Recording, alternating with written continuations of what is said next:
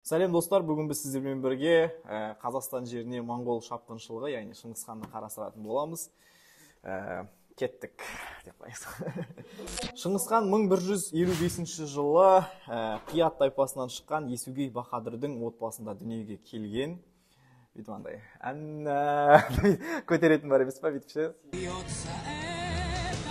Сөйтіп жалпы Есугейдің отбасында дүниеге келген Есугей Баһадүрдің әкесі жаңадан дүниеге келген баланың есімін Темучин деп қояды.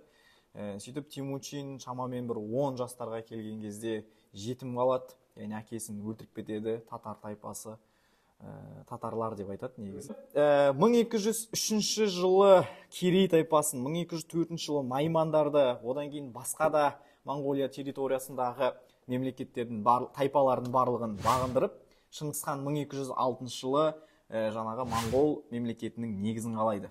1206 жылы барлық Моңғол тайпаларының құрылтайында Темучинге Шыңғысхан деген атақ беріледі.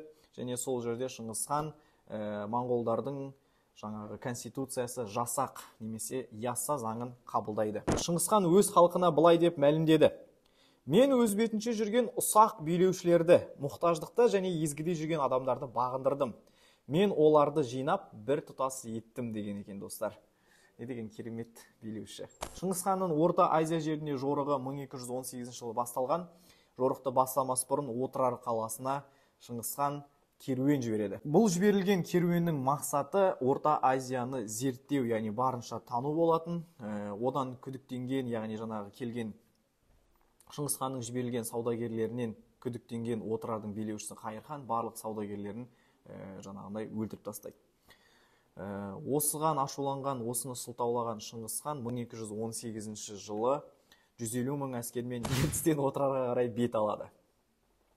Отырар қаласына жақындаған кезде Шыңғысханның әскері 3 бөлікке бөлінеді.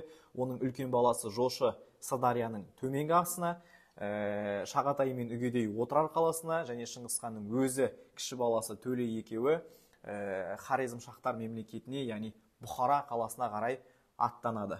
Шыңғысхан орталық Азияны 1219-1224 жылдар аралығында түгелдей жаулап алады, және сол 1224 жылы Шыңғысханның империясының территориясы шығыста Амурдан батыста Әмударияға дейінгі аумақты алып жатады. Қалай балалар, сабақ ұнады ма? Міне достар, яғни Шыңғысхан тақырыбы бар болғаны осындай ғана, негізі осындай кішкентай ғана тақырып. Келесіде Шыңғысханнан кейінгі, яғни Алтын Орда, Ақ Орда деген секілді тақырыптарды қарастыратын боламыз. Сабақ ұнаса төмендегі лайкты басып, комментарий жазып, колокольчикті басып кетіңдер. Каналға тіркелуді ұмытпаңдар.